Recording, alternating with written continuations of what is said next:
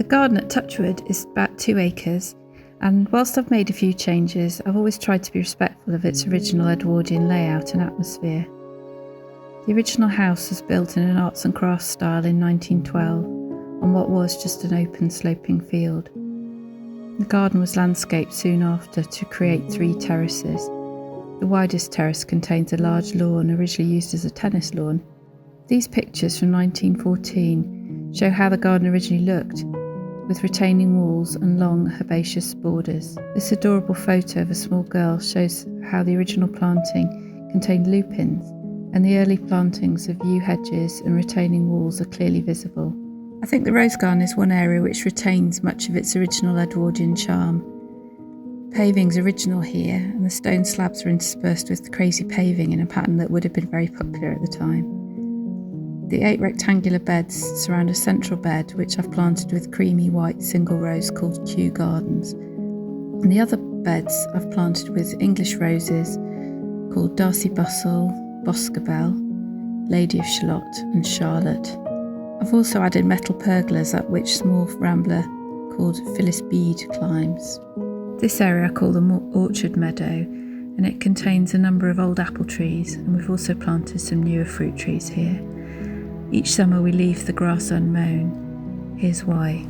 What I really like about this area is the fact we decided not to mow it, which saves a lot of time with the mowing, but also it just means over time wildflowers find their way in here. We haven't seeded any, just wait and see what comes. So we've got this bugle, we've got cardamine or lady smock, so there's lots of buttercups. There's also clover here and vetch.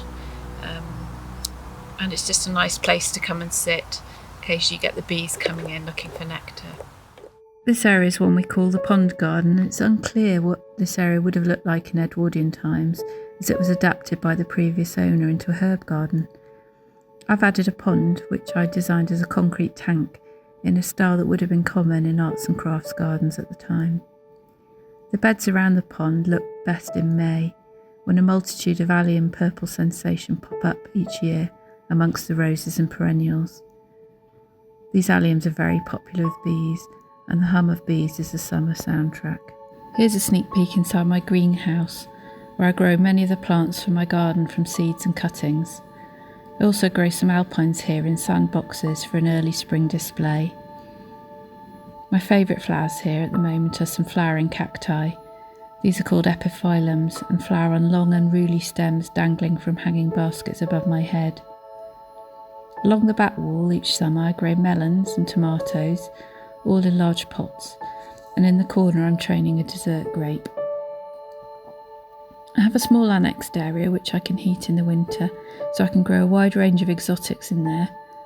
Meanwhile, the sunny porch area hosts a collection of pelargoniums which burst into flower in early summer, having been kept frost-free all winter. I'm a beginner alpine grower, but I'm a huge fan of these small, tough beauties. I love that you can grow a huge range of plants from mountains and meadows all over the world, but in quite a small area. I have a number of urns and troughs here on the terrace, and last autumn I built a rock garden on the slope either side of these original stone steps. The planting should mature to give hummocks of flowering alpines amongst the rocks. This woodland walk is a shady area under mature sycamores, larch and horse chestnut trees, and was until last year just a patch of nettles and ivy. In 2019 we built a wood chip path through it, cleared the weeds, and built a stumpery using logs from a fallen tree. The air is cool on a hot sunny day and has given me the opportunity to grow another large range of plants, shade-loving woodlanders. Here I'm growing ferns, gunnera, perennials such as valerian, corydalus, tiarella and aquilegia. In winter there are snowdrops here, and I'm also trying to establish some native bluebells. My favourite flowers here at the moment are some bog primula and this unusual Aracema speciosum with its peculiar striped hooded flower. I hope you've enjoyed this little tour of my garden. There's so much to see here and for me to share, and I'm hoping in future, like many other local gardeners, to open in aid of Rennie Grove Hospice Care, who've done so much for my family.